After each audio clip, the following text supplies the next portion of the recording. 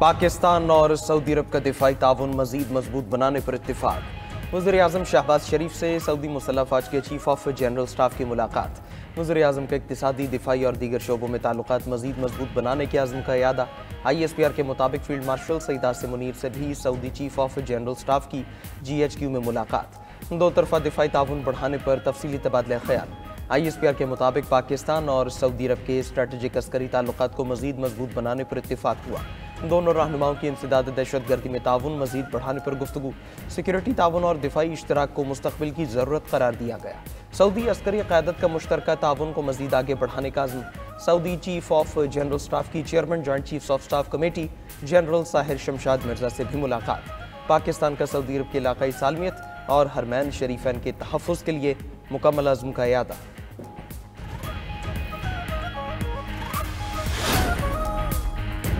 पाकिस्तान और ईरान के दरमियान नए स्ट्रेटेजिक ताल्लुकात का आगाज़। दोनों बरादर ममालिक के देरीना और मजबूत ताल्लुकात मजीद मुस्तहकम।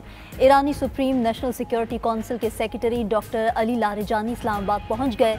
ईरानी सफारतखाने के मुताबिक डॉक्टर अली लारिजानी का दौरा पाकिस्तान गैर मामूली और तारीखी है। आलमी और इलाकाई हालात के बदलते मंजरनामे में बाहमी ताउन को नई बुलंदियों तक ले जाना वक्त की ज़रूरत करार। अली लारिजानी का दौरा दोनों ममालिक के ताल्लुकात को मजबूत करने और इलाकाई अमन में किरदार बढ़ाने का मौका है। अली लारिजानी की दौरे में आला सतह मुलाकातें होंगी। दो तरफा हिकमत अमली पर मुशावरत, मुस्तकबिल के मनसूबों पर बातचीत भी मुतवक्के।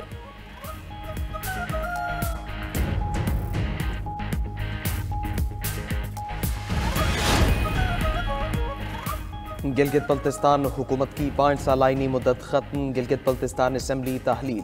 वज़ीर आला गुलबर खान सुबकदोश हो गए। गिलगित बल्तिस्तान में तमाम वज़रा, मुशीरान और कोऑर्डिनेटर्स को डी नोटिफाई कर दिया गया। गिलगित बल्तिस्तान के निगरान वज़ीर आला के लिए 2 नाम सामने आ गए। ज़राए के मुताबिक इस्तोर के जस्टिस रिटायर्ड यार मोहम्मद और हुंजा से Raja Nazim Amin favourite. Raja Nazim chairman board of investment भी रह चुके हैं। वज़ीर-ए-आज़म शहबाज शरीफ निगरान वज़ीर आला के नाम की मंजूरी देंगे। कानून के मुताबिक निगरान सेटअप इंतखाबात कराने का जिम्मेदार होगा।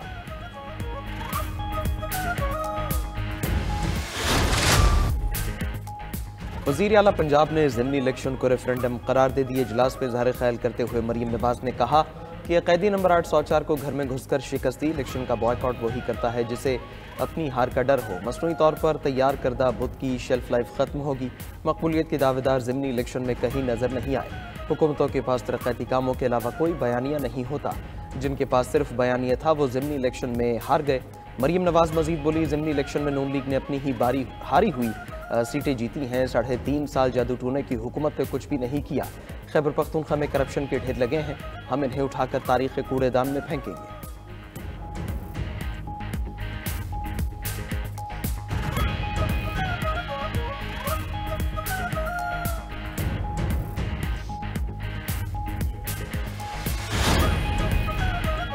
NA 18 हरीपुर में हमारा इलेक्शन चोरी हुआ। फॉर्म 45 के मुताबिक हम जीत चुके थे। PTI रहनुमा उमर अयूब की न्यूज़ कॉन्फ्रेंस।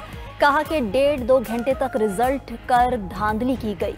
मुआविन खसूसी इत्तलात खैबर पख्तूनख्वा शफी जान ने कहा कि हरीपुर का इलेक्शन PTI ने जीता। आरओज और DROs के साथ मिलकर धांधली कराई गई। PTI के बाइकआउट की वजह से पंजाब में टर्न आउट 5 से 10% रहा। खैबर पख्तूनख्वा में तमाम सियासी जमातों को भरपूर मौका दिया गया। NA 129 लाहौर में हमारी पार्टी के झंडे तक उतार लिए गए। PTI को इंतखाबी मैदान से बाहर रखने की मुनज़्ज़म कोशिशें जारी हैं। अली मोहम्मद खान ने कहा कि पार्टी में ये सोच थी कि पंजाब में फस्तायत है, जीतें या हारें मैदान खाली नहीं छोड़ा जाना चाहिए।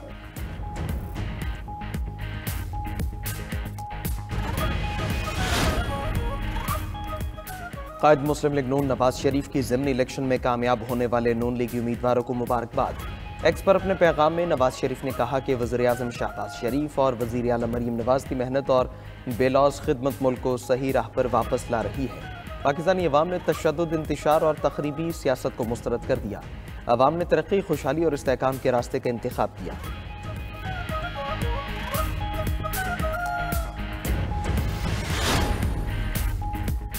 खैबर पख्तूनख्वा हुकूमत उमर अयूब की सीट बुरी तरह हार गई। PTI वाले 26 नवंबर को इस्लामाबाद पैदल आएं या दौड़कर हम तैयार हैं। वज़ीर दिफा ख्वाजा आसिफ कहते हैं कि वज़ीर आला सुहेल आफरीदी बताएं गुज़िश्ता आम इंतखाबात में सूबे में कैसे जीते। NA-18 में इंतज़ामी अमला लाहौर या सियालकोट से नहीं बल्कि उनके अपने सूबे से था। इनकी कारकर्दगी अवाम के सामने आ गई, अब किसी पर इल्ज़ाम भी नहीं लगा सकते।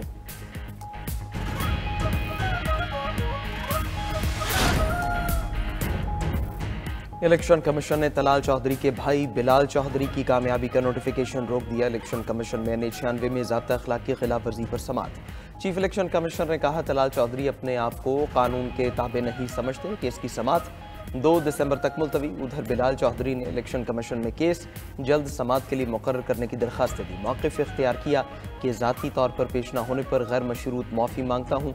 इंसाफ के तकाज़ों के लिए केस जल्द मुकर्रर किया जाए। डेरा गाजी खान में ज़ाब्ता अखलाक की खिलाफ वर्जी पर वज़ीर आज़म के मुआविन खुसूसी हुज़ैफ़ा रहमान ने इलेक्शन कमीशन से गैर मशरूत माफ़ी मांग ली।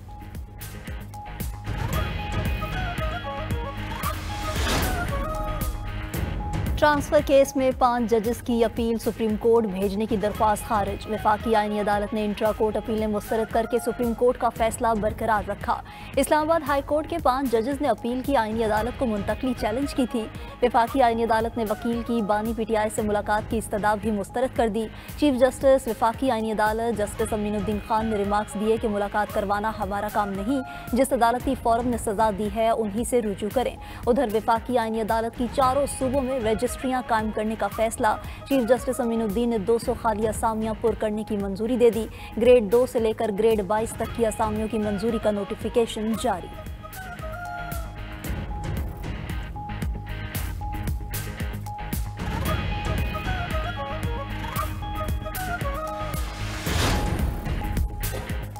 पाकिस्तानी चावल की एक्सपोर्ट में शदीद कमी रिकॉर्ड। मुल्की मईशत का दूसरा बड़ा एक्सपोर्ट सेक्टर शदीद दबाव का शिकार। स्टेट बैंक के मुताबिक रवा माली साल के 4 माह में चावल की बरामदात सालाना 39% गिरी। पाकिस्तानी चावल की बरामदात 2022-23 से भी कम सतह पर आ गई।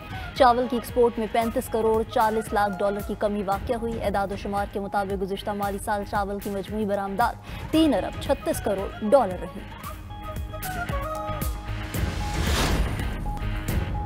अमरीकी सदर डोनाल्ड ट्रंप और चीनी सदर शी जिनपिंग में टेलीफोनिक राब्ता। शी जिनपिंग ने कहा कि ताइवान की चीन में वापसी जंग अज़ीम दोम के बाद के आलमी निज़ाम का अहम हिस्सा है। बोसान मुलाकात के बाद दोनों ममालिक के ताल्लुकात अमूमी तौर पर मुस्तहकम और बेहतर हुए हैं। चीन और अमरीका को दूसरी जंग अज़ीम के नताइज का मुश्तरका तौर पर तहफ़्फ़ुज़ करना चाहिए।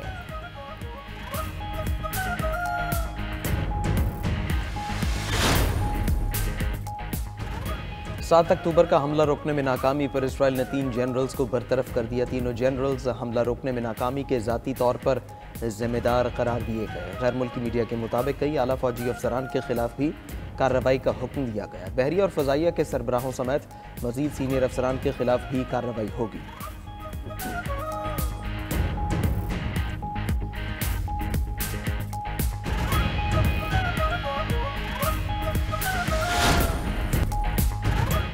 वियतनाम में तबाहकुन सैलाब से हलाकतों की तादाद 91 तक जा पहुंची। सैलाबी रैलों में बह जाने वाले दर्जनों अफराद लापता।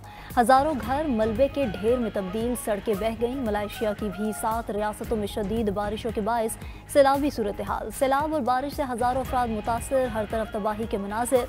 थाईलैंड में भी शदीद बारिशों ने निज़ाम ज़िंदगी दरहम बरहम कर दिया।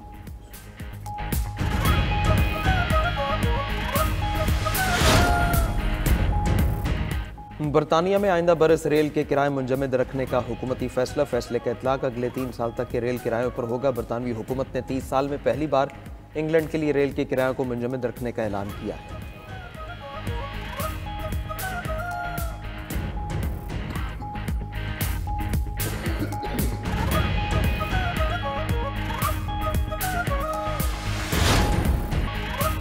हुंजा के इलाके अल्तर नाले में बर्फानी तोदा गिर गया। करीमाबाद हुंजा में तेज हवाओं और बर्फबारी का मंजर।